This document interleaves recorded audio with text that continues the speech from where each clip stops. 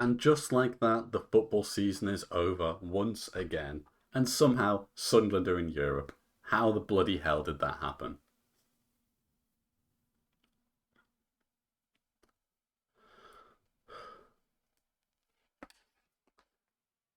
Today, I'm going to be through. Today, I'm going to be going through every signing that Sunderland made in the 2025-26 season, both the summer and January, and ranking those players. Today, I thought it'd be fun to go through every signing that Sunderland made this season and rank them all. Some of them were excellent, and some not so much.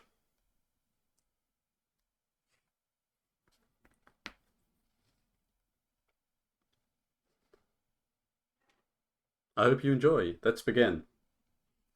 Remember, I'm just one person with an opinion. If you disagree, feel free to tell me what you think, but don't be a bellend.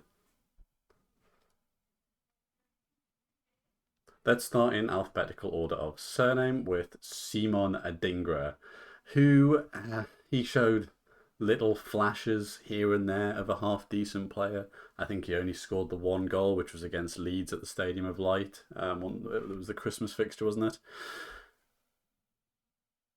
I never got the impression Adingra was a really bad player, but I also never really got the impression that he was going to be good enough to be consistent in the Premier League, I think is my fair assessment.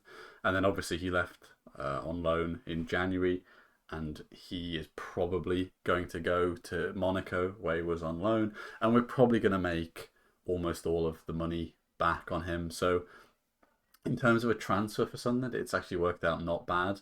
But in terms of like the player we got, it obviously wasn't ideal. He never really took that winger position and made it his own, which is perhaps the biggest criticism I have for Adingra. I don't dislike him as a player. I don't think he's a bad player, but he can only really go in C, right? I think it'd be unfair to put him much higher. Go away. Next up, we have Omar Alderete, who is just an absolutely fantastic defender. I mean, I don't know how on earth we managed to sign this guy for 10 million quid in football terms. That is obviously absolutely no amount of money. And he started almost every Premier League game, I want to say. He's been more or less a mainstay in our defence. No question of it. An easy A. Next, we have Nilson Angulo, who is the first of the January arrivals we're going to go through. Another player who hasn't quite made the sort of made himself the first choice winger. I think, if we're being brutally honest, we're still looking for wingers for next season. Again, I see a player there. I see a player there. He's a good player. I mean, he's going to the World Cup with Ecuador. He's from, I think that's right. There's a player there. We've seen little flashes of brilliance. We've seen little flashes of maybe naivety, maybe inexperience. But he's a young player. I definitely think it's too early to write him off, but we really haven't seen that much from him yet. So I'm going to put him in. Whoops, come along. Why is he not?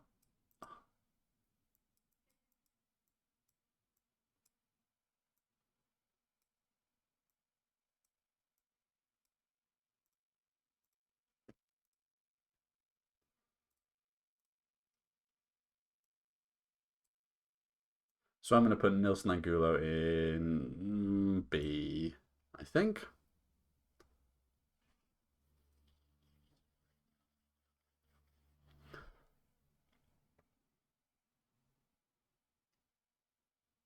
Next up, we have Brian Brobby, who is an absolute battering ram of a human being. He is built like a brick shithouse, if we're being blunt about it. What a fantastic old school centre forward he is. I love the guy, and obviously his goal at St James's, among other goals he scored, but that one at St James's was just so important. Really pleased that he slotted in nicely. I feel like he had a little bit of a slow start, let's say. Isidore was starting ahead of him at the start of the season, but I don't know if that was a lack of match fitness or something like that. But once he hit the ground running, he's more or less been our first choice striker, no real questions asked. He's popped up with some really important goals, and there's going to be interest for him in the summer. I don't know how serious it is, but I read somewhere that Bayern Munich are interested in him. So I think Brobbey's going to be one of the guys we struggle to keep hold of. But what a season he's had, what a signing he's been. That's another A for me. Next up, we have Habib Diarra. And this is an interesting one. I like Habib Diarra. I think he's a good player. We've seen a good player in patches. We've seen a not so good player in the kind of slightly less good games we've had. Habib Diarra is interesting because he is the most expensive player in this list, which I think works against him, to be honest. I think if we paid a bit less money for him, the pressure and the critiques would probably be slightly lower. That being said, there is still a player there. He's still really young. We have seen flashes of brilliance. Again, I think I'm right in saying he's going to the World Cup. So there's obviously a fantastic player there. I'm going to put him at B because I think. Go away. I'm going to put him at B because I think other players have done better than him. Um, but I think it's too early to write off Habib Diarra. He's clearly a competent player. He's clearly a very good player, but we haven't seen his maximum potential yet, I think is where I'm landing. Next up, we have our next January signing, which is Melke Elborg. Um, what a funny start to life in Sunderland he must have had. I mean, he was obviously signed as a backup second choice goalkeeper almost immediately after Anthony Patterson left. And then the timing was just bizarre, wasn't it? Robin Roof's got an injury, and all of a sudden Melke Elborg has left the Swedish division and is making his Premier League debut. Yeah, which I don't think is what he was expecting. I don't think it's what any of us were expecting. But fair play to the kid. I mean, I think away at Leeds was his debut, and he was perhaps what's the word? I got the impression he was nervous. Maybe it was a bit of a nervous performance. And you could maybe say the same at St James's. He played in that game and obviously made the error that led up. Well, Luca 9. Was it Luca 9 or was it Elborg? I can't remember. It was Luca 9, wasn't it?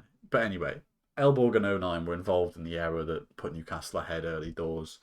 And that could, for a young goalkeeper, that could easily lead to head dropping and confidence shot. But he made some important saves in the games he played. I mean, he only played three games. I think he played, maybe four. One of which was Port Vale away, which we'll not speak of anymore. I mean, Elborg's been brought in as the backup keeper, so it's hard to put him too high. He's only played a handful of games. He's clearly not starting over Roofs, but who knows next season? I mean, it's going to be a challenge for someone to keep hold of Roofs this summer. Let's put Elborg in C. I mean, backup goalkeeper, played a handful of games, did all right, made a couple of errors, but he's young. He's one for the future. We'll pop him in C. Look forward to seeing what Elborg can do in the future.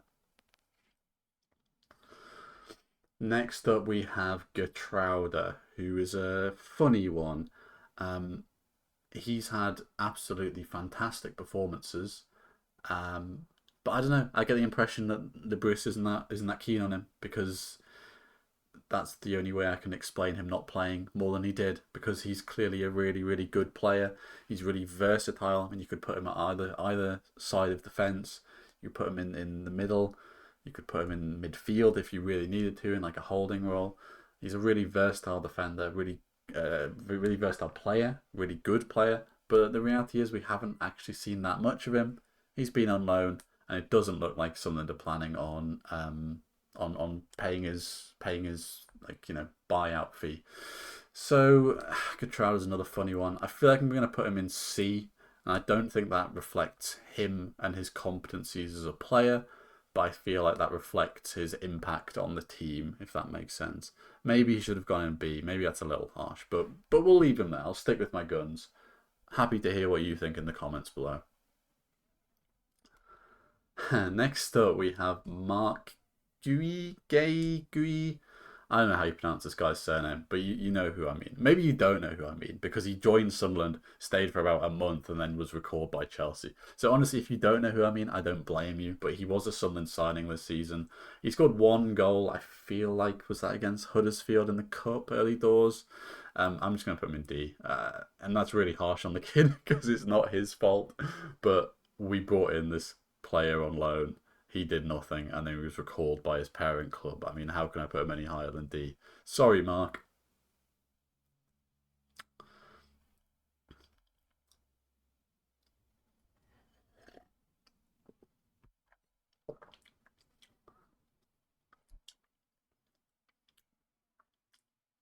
Next up, we have Enzo Lefay. Man, I love Enzo Lefay. He technically is a signing from this season because obviously we bought him permanently after getting promoted, and he was on loan last season, so he counts for this season. I think Enzo Lefay has been absolutely magnificent this season. I think he's probably our most creative player going forward. I mean, the assists and goals that he's contributed, especially towards the back end of the season. I mean, I think of important goals such as Everton away. He assisted the goal at St James's that Bobby scored. He's such an important player for Sunderland. I'm gonna go with the big guns. I'm gonna put Enzo Lefay in S tier. I think he is one of the best players we have at the club. I love the guy. He's clearly really important to the team. Enzo Lefay in S tier. I'm sticking with it. Next up, we have Arthur Masuaku, who is another one that I would forgive you if you'd forgotten about him. We signed him on a free, I want to say. Um, Never got in ahead of Reynaldo. I mean, even Dennis Sirkin got his chance before Arthur Masuaku did. And then Masuaku left on loan in January and hasn't played since January for Sunderland. He has got a year left on his contract, if I'm not mistaken, but I suspect we'll be looking to move him on in the summer. This was one that didn't work out, but it was low risk for the club. It was, I don't hate it as a signing, but the reality is he basically did nothing in a Sunderland shirt. So he's going to join Mark in D tier, I'm afraid.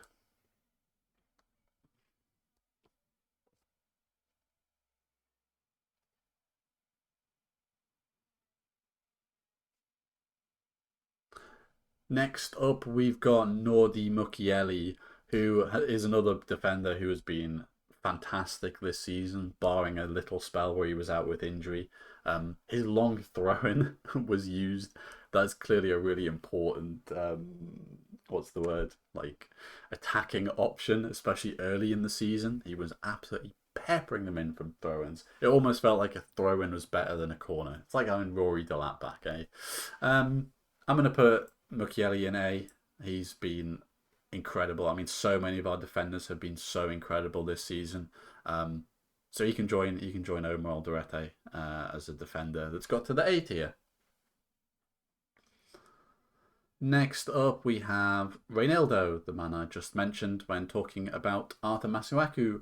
Reynaldo's been very, very good this season. He was out for a little spell, injured, if I'm not mistaken. I really like him as a player. I really like his work ethic.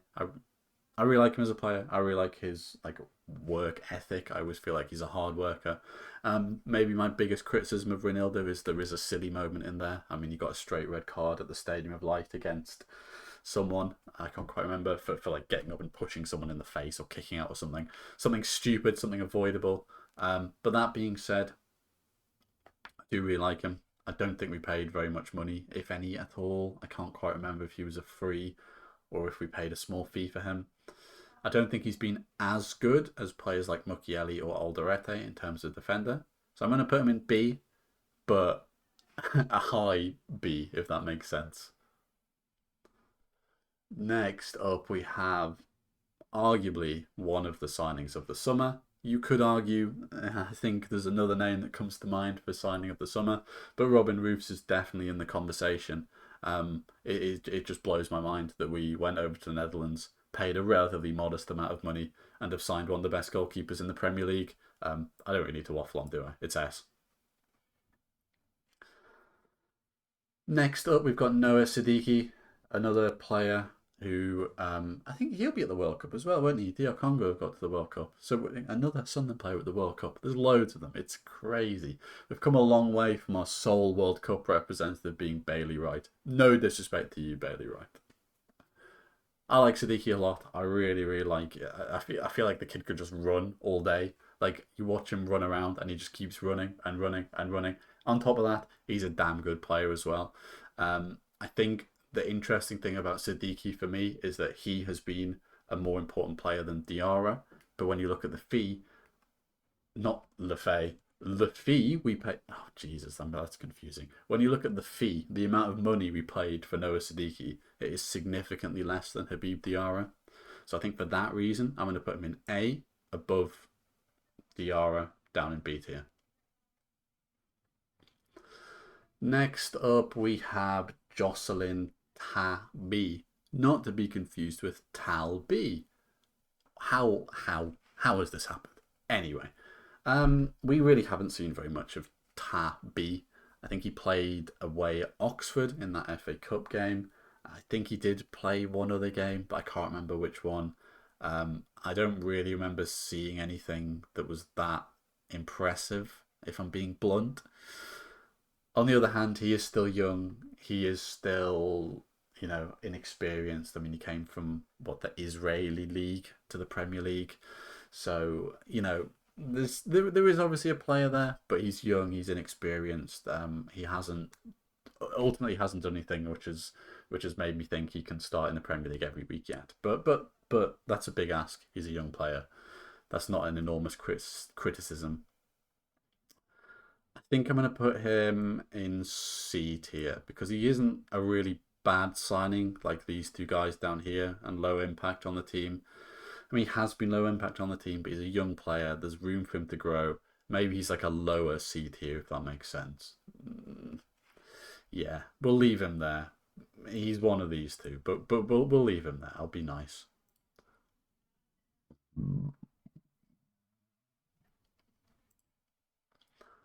Next up, we have Chemsdean Talby, another player who we'll see at the World Cup this summer.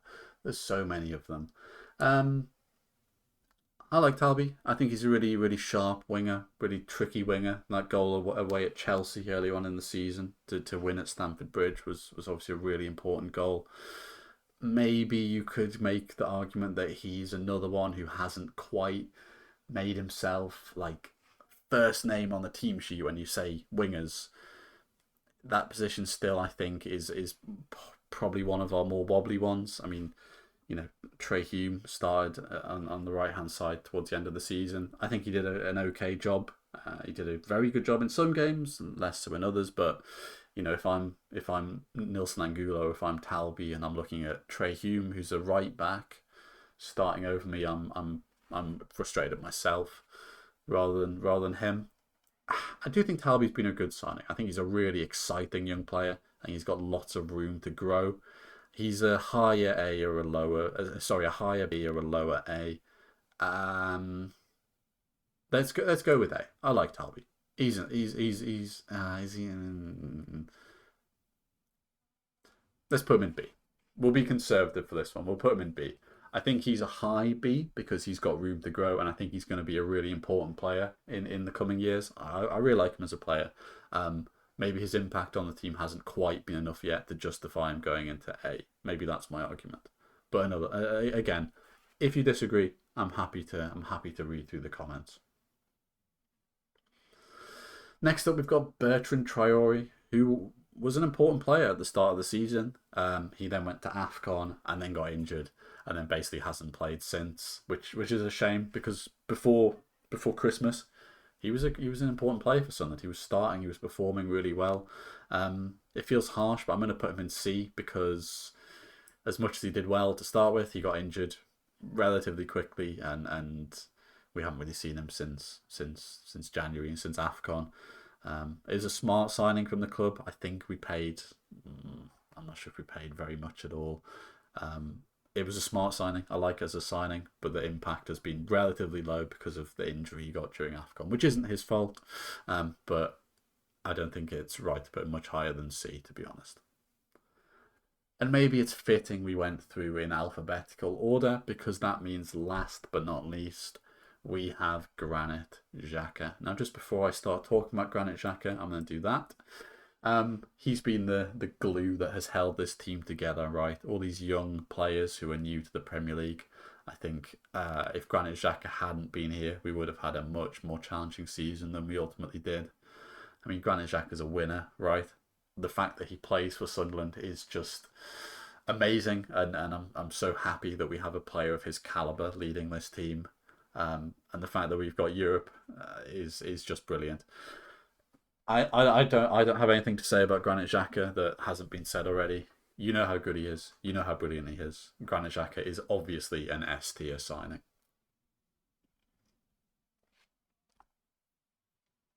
And there we go. That's that. I hope you enjoyed this video. I aim to be making some more in the relative. I hope you enjoyed this video. Thank you for watching. Don't forget to subscribe for more football. Woo!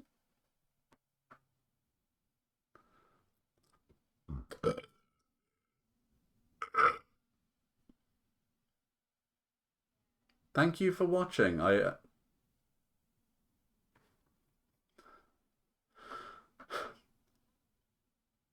And that is all of Sunderland's summer rank. And that is all of Sunderland's signings ranked. If you disagree, have any thoughts, let me know in the comments below, but please keep it civil. And just like that, we're done. If you have any thoughts, if you disagree with me, have any differing opinions, feel free to put it in the comment below. Oh, fuck.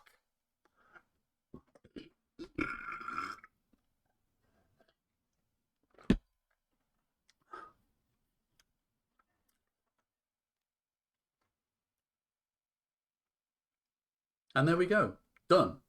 Thank you for watching. Feel free to comment if you have a differing opinion. Like, subscribe, and I'll see you next time.